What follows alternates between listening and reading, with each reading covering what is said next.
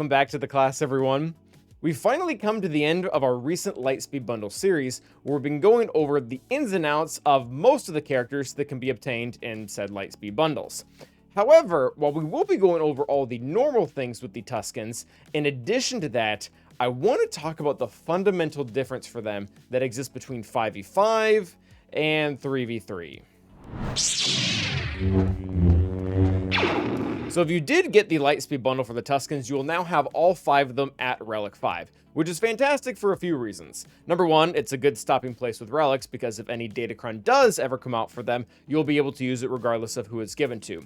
But in addition to that, the other really nice thing about having them here is you don't need to go and gear up any additional characters. When we talked about Jabba and Afra, we always had to kind of bring up Embo or Darth Vader or IG-88 to kind of complement the teams, whereas with Tuskens, you have everything you need, at least from a unit perspective, right off the bat. But again, before we jump into like the Zetas and Omicrons and whatnot, we need to talk about Tusken's role between 5v5 and 3v3 in GAC. In 3v3, they are a fantastic defensive comp. We'll talk about the difference between which ones you should be using and which Omicron is best later, but overall, that's where they're going to end up on defense, almost regardless of what you want to do with them comp-wise. In 5v5, it's not exactly the same story. Because we don't have the Omicrons to rely on like we do in 3v3, we have to recognize that the Tuskens are a very, very mechanic-driven team. And what I mean by that is they're going to hard counter certain teams and get completely dogged on by other teams.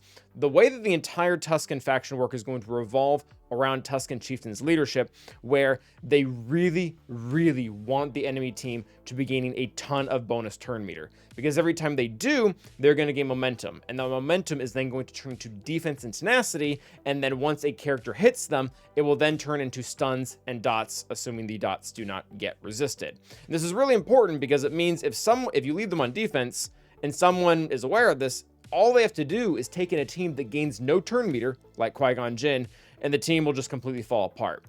But if you take the team on offense, then you can pick and choose which teams have turn meter and which ones don't, or rather you can choose which team to go against that has turn meter and avoid the teams that don't have turn meter. So I have prepared a list of teams that they just completely clown on from a 5v5 perspective, and it's actually a pretty sizable list, especially if you are an early to mid-game player, as a lot of those teams are very turn meter driven. The Phoenix team is constantly giving out turn meter, even with Commander Rex being in there. I believe they gain turn meter in a few different ways, but it also is directly in Hera's leadership ability, where they gain 20% turn meter whenever they use a special ability, which is pretty much every single turn. The CLS team does a ton of turn meter between his leadership as well as it binds all things, making it a pretty easy target for Tuskens to take out. The Geonosians gain turn meter constantly due to Geonosian Soldier's unique, and because he's constantly called in to assist, it's going to result in even more turn meter. I believe Spy also has some as well. Non-Starkiller Palpatine is also a very turn meter driven team that will just find itself stunned and full of dots a few turns into the battle. I will note, if they have Starkiller on the team, I've heard of some people getting Tuskens to work against it.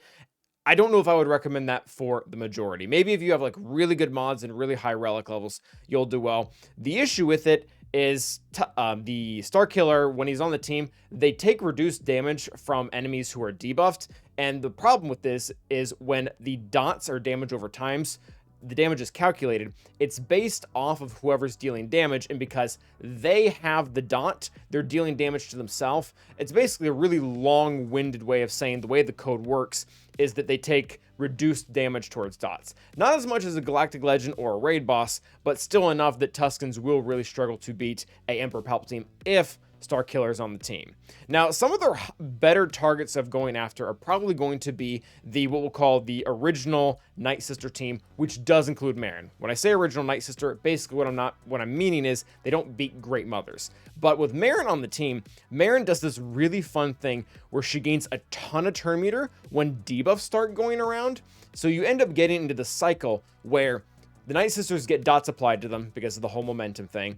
And then once they get dots, she gains turn meter, Tuskens gain momentum, and this just ramps and ramps and ramps until pretty much everyone on the Night Sister team is dead because it just applies so rapidly. So overall, great counter. Actually, probably the best budget counter for the better Night Sisters team right now. Also do very well against GG droids, again, assuming you have enough relic levels on them, which relic 5 should be enough for most General Grievous teams, just because there's so much incremental turn meter here. I guess if you are fighting a General Grievous that doesn't have the leadership ability, it probably will win, but that's kind of rare.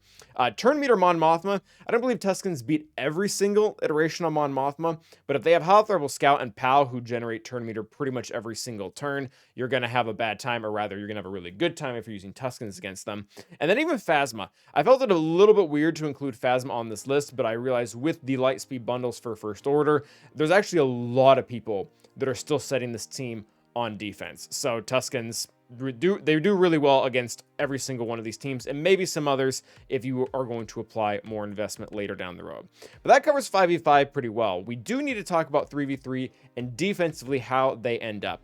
And pretty much there are two different ways you can do this, and I am going to be recommending the second one. But the first one is you can split your Tuskens and make two different teams. This is particularly more of an option if you apply both Tusken Raiders Omicron as well as Chieftains. Tusken Raiders Omicron is really good. It pretty much summons another Tusken Raider that will keep resummoning itself as long as the Tuskens are alive, and then this Tusken Raider himself will actually keep reviving.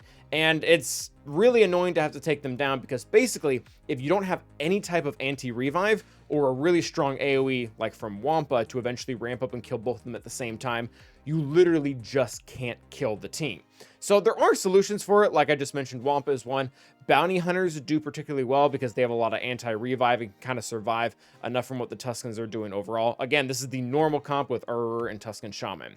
Now, if you do run that comp, that gives you the freedom to run Tusken Chieftain, Warrior, and Boba Fett Scion of Jango alongside. Now, Boba Fett Scion of Jango does not have the Tusken tag. However, if you apply the Tusken Chieftain Omicron, which I have not done, you will give him the tag, which ends up being really nice because Boba Fett himself actually does do some fun things with the momentum mechanic that was already pre-built up into his kit. Now, the problem with this is this comp is still countered pretty easily by a few different things out there, Adrad and Gidme being the two most notable in 3v3. Now, with all that being said, you can invest 2 Omicrons and get 2 kind of good teams, or you could spend 1 Omicron and get 1 really good team. Now, I'm in Kyber 1, which is kind of the highest level of GAC, and I don't say that to brag, but I tell you that to say that I still set this team on defense every single match for 3v3. It is that good. The two main counters, the two main budget counters that people use to beat Tuskens is General Skywalker and Lord Vader, which in 3v3, those are 2 pretty expensive comps. Granted, Lord Vader is able to solo them, which is pretty lore accurate. Actually, both of those counters are really lore accurate. But at any rate, you can cut out a lot of the counters out of there like Adrad, like Wampa, if you are willing to put, again, Tusken Chieftain, Warrior, and Omi Tusken Raider all on the same team.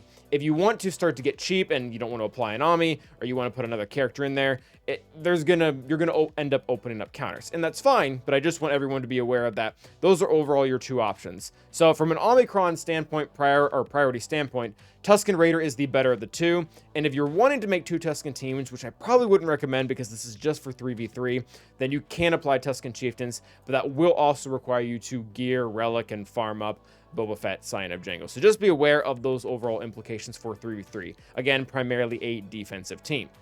Now, last but not least, we do need to go over Zetas. If you did get the Lightspeed bundle, you got the Tusken Chieftains Leadership Zeta for free, which is fantastic because it is the most important Zeta. Tuskens, as we talked about earlier, are very mechanic-driven with the turn meter. They're not so much stat-driven like some other teams out there are, so you have to have that first and foremost.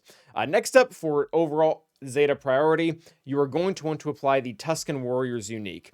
And the reason for this is that, again, all revolves around momentum. It says, whenever momentum is removed during an enemy's turn, gain 10 stacks of momentum for 3 turns. This is really important because, number 1, Warrior is typically the one they want to kill first. So by stacking more momentum on her, she's getting more defense, and she's actually penalizing the enemy team because she will stun them, when they go after. But in addition to that, why she wants to be the character with the most amount of momentum is because her finishing strikes, if you have this Zeta applied, which this will come later in priority, it'll attack an additional time, dealing massive damage to target enemy, which this is pretty nice. That Zeta itself is pretty nice, because if you ever run into anything that you can't kill just max health damage from the damage over times, you will probably need that. Crew is probably the best overall example. Second priority for Zetas is going to end up being Tusken Chieftain's basic Zeta, just because it adds 2 stacks of momentum for 3 turns. Again, they're a mechanic-driven team. They need momentum. They want the enemy team to gain turn meter. So adding momentum that doesn't even require turn meter ends up being really helpful. And then in last place, and honestly, this special is still good. None of these Zetas are bad, but we're just trying to give the overall order, is going to be finishing strikes, where you're going to be able to deal massive damage on that 3rd hit, which for anyone who didn't know, it's about 100,000 damage in game outright. Which again, the whole point of Tuskens is to beat a very specific type of team. You shouldn't necessarily need that, but it is nice to have in case you do, especially for those tighter matches, maybe say against Night Sisters. So that is their overall Zeta priority. It is pretty simple. And last and probably least is going to be modding. And I want to say one disclaimer before we jump into the overall modding. Tuskens are very forgiving when it comes to modding. As I've said about 5 times now, they are a mechanics-driven team. They don't necessarily need big health and big offense and big speed to take the enemies down. So while I'm going to show you Tuskens with fairly good mods and what I would say is the correct modding, you don't necessarily need to go all out on these characters. You might just be fine modding them with health mods, with protection primaries. In fact, that's what the majority of people do. But if you're really wanting to mod them, ideally, this is more or less what they need to look like. Tusken Chieftain himself really needs to revolve around speed and health, and the main reason is he needs to be able to get back to not only his basic, but also his special, as that's the team's only cleanse, ideally as much as he can. He doesn't really benefit from damage, as he can't actually deal damage, and overall tankiness is pretty much covered by the health and the momentum that we've already talked about. So a speed set and a other health set to complement, and then health primaries on the circle, the cross, and the triangle.